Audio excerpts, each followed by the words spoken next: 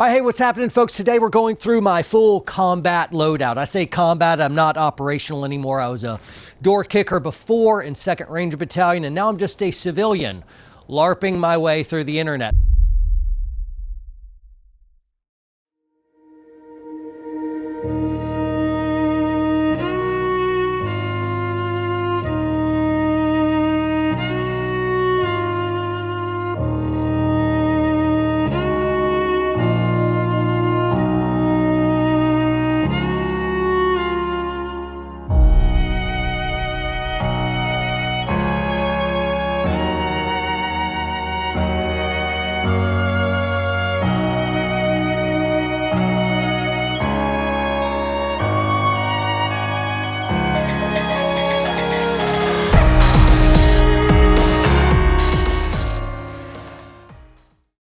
All right, folks, today we're doing a full loadout for me. I told you already that now I'm a LARP-tastic civilian, so forgive me for that, but we'll go through all the goodies. So first off, starting with shoes, I wear SALOMONs.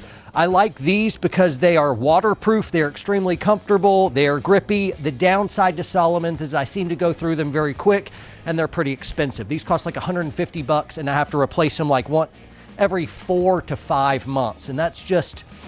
I wish they lasted longer, but they're really, really good shoes. Next thing is pants. So pants, boom. All right, folks, these are the VERTX RECON pants. I like them pretty well. I'll give them like 6 out of 10 stars. There's worse pants than these. There's like the true spec pants. I feel like I'm wearing construction paper around my legs. And then there's the really nice pants that'll be like the Cry Precision pants, but they're like $500 for the ones that I really like. And so, man, that's really expensive. These are, what are they, like 170 bucks or so? 170 bucks. 170 bucks. They're on our website. So we ended up carrying these because they're kind of like the warm cup of porridge in between the cheap and the awesome. And so it's kind of like best bang for your buck kind of thing. I wish they were a little bit stretchier than they are. When I do that, I feel like as I go way up, they should stretch just a little bit more than they do. They are comfortable, so they don't have that true spec construction paper feel to them. I got pockets everywhere in all the traditional places that the Cool Guy pants do, including like a zip up one here for really sensitive items. And yeah, anyway, good pair of pants. Breathe well. I can tighten them here. Also, the knees here will open up so that you can put knee pads up in there. So pretty decent pants. Now we'll do war belt. All right, and ready and go gadget. War belt. Awesome. So this is built here in America by Blue Alpha. We also have our dual branded cool thing here. It's got the MOLLE webbing and it's the thinner straps. These are really, really good war belts. Best, I think, bang for the buck that is available for you. Comes with an inner belt right here, so you end up wearing your inner belt, which I have one on right now. And then you can just basically take your belt and snap it on, and you'll notice it's got the Velcro right here. So if I'm wearing my war belt, I can very quickly take it off and stick it back on, and it's never moving anywhere when I'm jumping around or when I'm LARPing through the thicket. Get a life Some of you nerd. rolling your eyes hard at that comment. You should. That was a dork-tastic thing to say, but I'm going to stick with it. So anyway, here's the war belt. You can do belt-mounted pouches, or you can do the MOLLE-mounted pouches, so that's fantastic. And yeah, party on. All right, so I'll show you what else I've got on here. Starting here, this one has a D-ring. You can get it with or without. The less expensive one doesn't have the D-ring. However, this will allow you to have a quick attachment so that you can snap link into aircraft or something else if you needed a tether attachment, so you know, careening to your death. For the civilian that's not doing rotary or fixed wing infills, you're just not going to need this, but I like to have it. Then my gloves right here, these are VERTX gloves. I got a bunch of different sets of these. They work fantastic. I think the pigskin gloves are better, like feeling and running with, but they fall apart faster. So these are ones that aren't quite as good as those in just kind of the overall dexterity and feel, but they're pretty close and they last a lot longer. So that's why I have these. And moving around, I've got the ESSTAC pouches. with ETS magazines. A lot of people hate these things. I've just had wonderful experience with them, so I actually trust them quite a lot for the Glock or our War Poet gun specifically. I probably have at least 100 of these, and I've been running them for years without any issues. So some people say they're awful and really hate them. I just really like them, so yay for that. Guys, you can go get this stuff if you're in the market for any of the gear that I'm going to be showing you. You can get it anywhere. If you want to support us and our movement, you got to fund movement, so you can buy this stuff on our website. A great amount of this stuff will be on our website, and if not, no big deal at all. I'm here to give you free information, and that'll be fantastic for all you guys. Right here is the ETS pouches. I really like these. They've got a little bit of a retention element right in there, so it sticks better than like something like a competitive shooting rig. It doesn't have the better retention like something like an HSGI Taco, but they're very good. Also, you see I have one for my AR mag here. Tourniquet holder. This one's by OC Tactical, and it's just a way to hold a tourniquet. I've got this one on this side, which is a Kydex thing, and it's okay. It's okay, but it's just, I've got a tourniquet on there. Behind, this is a Blue Force Gear medical kit.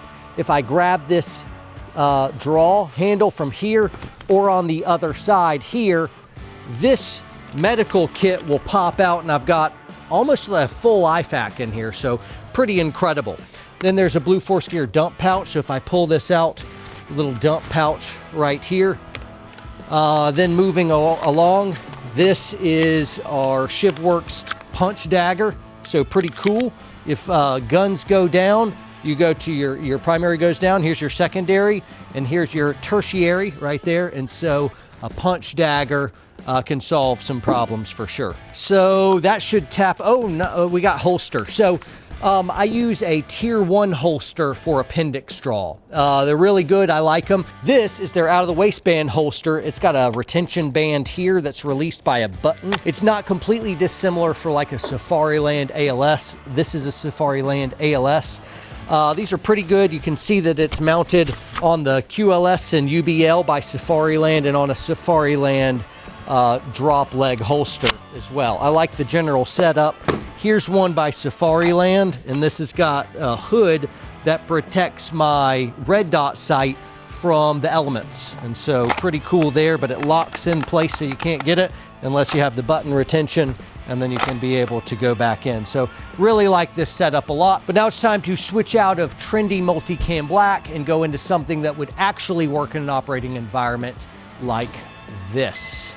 All right, now that I look especially operatory, we can go on. I don't have much to say about this shirt, except I really like it. Pouches on the sleeves, Velcro, of course.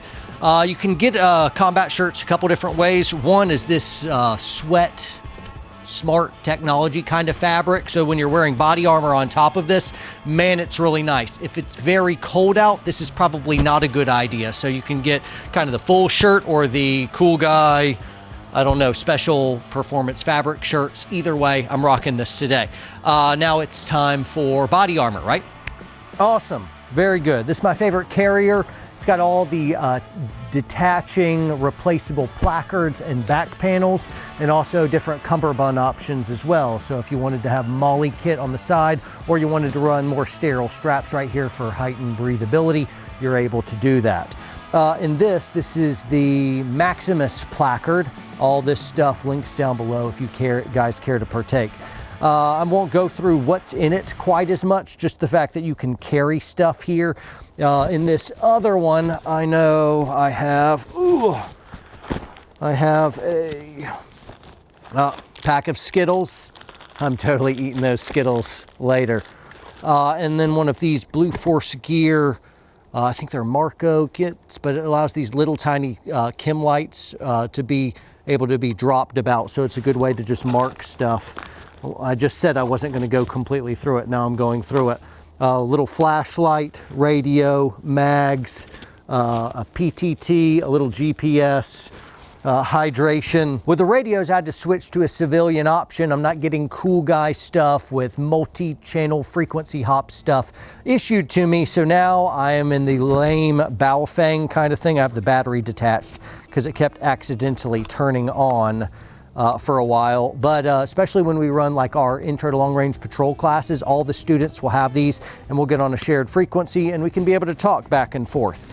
This PTT wires in with my OpsCore amps headset that I'll show you guys in just a few minutes, and this PTT is working pretty darn well so far for a cheaper civilian version. So this isn't something I'd want to get wet and stuff, and that's not something I like very much. When I've had to have this out in the sticks when it is wet, I end up putting a plastic bag around this thing and just rubber banding it so it won't get wet, and that's lame, but if you pay a lot more money, you can find a different solution. But this is just kind of like where I'm at now, what I'm rocking, and why.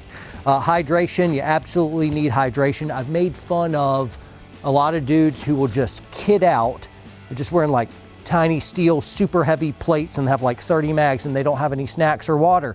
And I'm like, dude, you understand how the human body works, right? Like you need food and water, especially if you're operating like super hard. You're gonna need some food and you're gonna need some water. And so you should have some of that jazz in your kit. Returning to this panel, I can't readily show you my back panel right now, but I like the carrier that we carry because the back panels and the placards are easy to change off, whether you wanted something for like a breacher kit that was back here or something that'll carry a helmet, or you had individual pouches, all kinds of different options. And so I like that that's ready-made. In this one, I know I have hydration and a gas mask, which is ready. Very good. A gas mask ready to go. And so I've got all kinds of like batteries and some survival stuff hidden in these kits as well. The plates, glad you asked, almost forgot, but I came through for you. The plates, they're my favorite plates in existence, and they're the DURITIUM PAs right here. These are very light, like 2.7 pounds. They're multi-curve, which is a requirement for this guy. I really like them a lot. However, these plates don't stop green tip. The one in here are the DURITIUM GT2s that do stop it, and I think they're like 3.2 pounds poly plates, last a very long time compared to other poly plates. Really dig them a lot, and so I like that. I'm not an armor snob in the sense of like my way. What I'm carrying now is the only good solutions. There's lots of really good solutions. I've recently warmed up to the HESCO plates, and I've gotten a bunch of those, and we carry them now on our website as well. So there's a few of those that I like a whole lot too. Anyway, there's a lot of different options out there. So just get good carrier, get good plates, get good kit in general, right? A lot of times you get what you pay for, but I'm always trying to skirt the line of kind of best bang for my buck as well. And I'm trying to pass that on to you guys as well so you don't spend a king's ransom on stuff that you don't really need. I don't like steel plates in general. I have my own reasons for that. If you do, party on, but man, you really don't want to weigh down too much. And so I want as light as humanly possible because I've had to carry this kind of stuff up lots of different mountains and it's been zero fun. We need to go on and do helmet as well, but before we do so, I need something to fight with. So, all right, now some of you freaked out of like, he pointed a gun at me. You're not here, bro. You're not here. There's no cameraman behind this camera right here. The cameraman's over here. Shake your camera. See, I didn't point it at him. No one's back there, so you've been safe. You can go ahead and mark yourself safe on Facebook right now that you've not had a gun pointed at you, because again, you're not here. This is a Daniel Defense Mark 18, like this.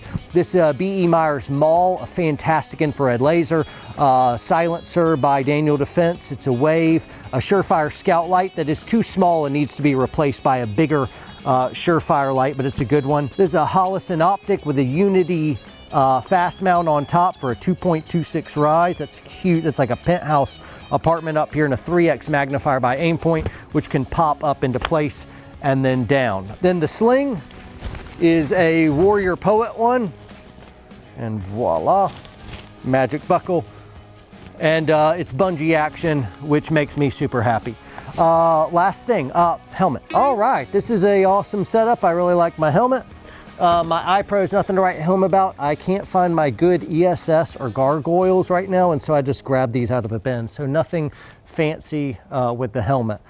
This is a G24 mount. They're TNVC Sentinels, which aren't sold anymore, and they're not articulating binoculars, which is something I don't like particularly. However, I'm pretty happy with these. They're thin film, they're Gen 3, they're very, very good, but they're not nearly as good as what some people are buying. These, on the other hand, the Ear Pro, are fantastic. This is OpsCore amps. I have a cord back here in the TNVC MOWHAWK that allows me to plug these OpsCore amps into my PTT right here and be able to communicate via my radio. And I also have great 360-degree sound through the noise amplification and cancellation headphones. Very good headphones. However, and they're also extremely expensive, and they can pop out and then they can move up on the helmet like so and store away in a cool guy fashion and then come right back through.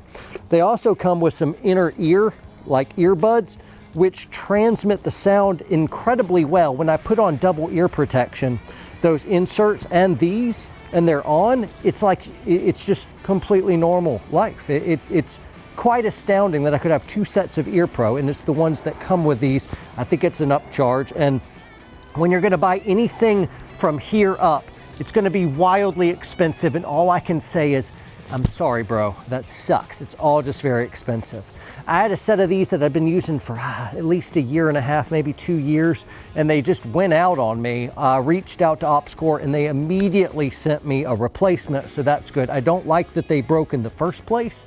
Customer service was fantastic, and I'm extremely pleased with the product, except that mine just completely crapped out. Let me take my helmet off now. Let me turn off, up, rotate, and helmet off. Cool, this is a TNVC MOWHAWK, and these are the V-Light lights right here. So I have different, this is an infrared stick, and this is a visible one, red for constant on. You push twice and it's blinking, and then the third press makes it go off.